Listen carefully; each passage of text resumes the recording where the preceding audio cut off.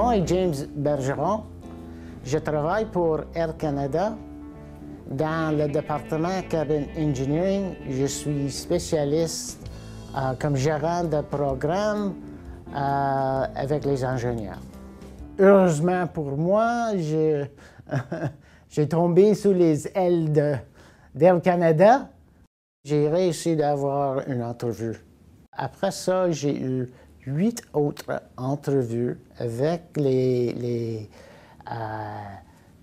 différents départements ici à Air Canada, parce qu'Air Canada essayait de trouver une position où je peux travailler. Puis, j'ai gagné une position avec service à la clientèle. Puis, eux autres ont donné la formation à moi, une personne avec moi 8 heures par jour pour 6 semaines. Pour former comment on peut travailler avec les systèmes service à la clientèle et en même temps avec le système de son, le système de voix synthétisée avec les ordinateurs et avec les systèmes qui existent. Puis on a bien réussi. La gang était très, très bon avec moi parce que, en même temps, l'Association montréalaise pour les aveugles, ils ont travaillé avec mon boss à ce temps-là, puis avec l'équipe, comment guider une personne aveugle, puis tout ça. Ils ont fait tout ça. Quand j'ai commencé le premier jour, j'ai commencé, tout le monde est venu, bienvenue, puis tout ça, j'ai parlé avec mon boss, raconté tout le monde. Et puis ça, c'était très, très bon. C'est juste une période d'adaptation, hein? Puis après ça, ça vient normal.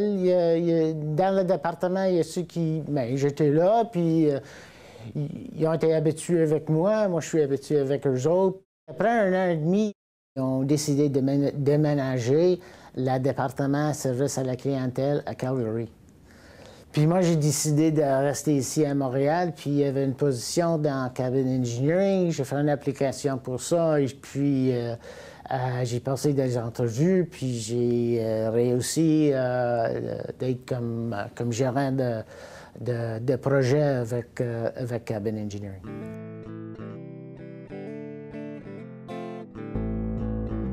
Mon nom, c'est Natalia Di Battista. Je suis chef de service à l'ingénierie cabine chez Air Canada. En ingénierie cabine, on s'occupe de la fiabilité de tous les types d'avions, l'intérieur de la cabine. Donc, les murs, tout ce qui est sous le plafond, au-dessus du plancher. Dans le groupe d'ingénierie cabine, quand on engage, c'est « hire for attitude », engagé pour l'attitude, et pas nécessairement d'être le meilleur dans tout, parce que moi, j'aime ça avoir des gens qui sont nouveaux, qui peuvent grandir, mais qui sont positifs. Tu peux avoir une personne qui est super talentueuse, mais qui est difficile à travailler parce que ces personnes-là ne s'adaptent pas ou ne changent pas, mais c'est intellectuellement ou sur papier, ça peut avoir des gros diplômes, mais c'est pas... L'attitude n'est pas là. De foncer, le positif, partager avec les autres, puis... James, il y a ça. Au commencement, c'est les autres personnes autour de moi, c'est eux autres qui avaient tous les systèmes qui pensaient, très, très professionnels, très, très hauts, très, très, très, très bons. Et c'est moi qui ai pris la formation d'eux autres. C'est eux autres qui étaient très bons. Maintenant, c'est différent. Je travaille avec les ingénieurs. Des fois, c'est les ingénieurs qui viennent voir moi pour comment de faire le job comme il faut. James, par rapport à l'équipe, comme je disais, c'est notre centrale, c'est notre positif, c'est un driver pour l'équipe aussi. Quand on a des projets... On a des projets mineurs qui demandent beaucoup d'attention. James, c'est la personne à qui on va pour gérer ces projets-là, qui doivent être faits vite et qui demandent beaucoup d'informations de différents fournisseurs, d'un rôle de Transport Canada et tout ça. James C'est notre centrale. Il ramasse le tout, puis il fait les appels avec tout le monde à toutes les semaines. Fait que c'est notre positif, puis notre centrale. Quand j'ai un nouveau boss, j'ai fait la même chose. Il y a une entrevue, j'ai parlé avec eux autres, comment j'ai fait mon travail. C'est pas un nouveau département, c'est pas un nouveau job, c'est le job que je faisais avant. La question qu'ils posent à eux autres, c'est comment je peux faire ça si je suis aveugle? Mais moi, ça fait 30 ans que je sais comment d'utiliser les adaptations. Moi, je pense que tout le monde, handicap ou pas, tout le monde a une valeur.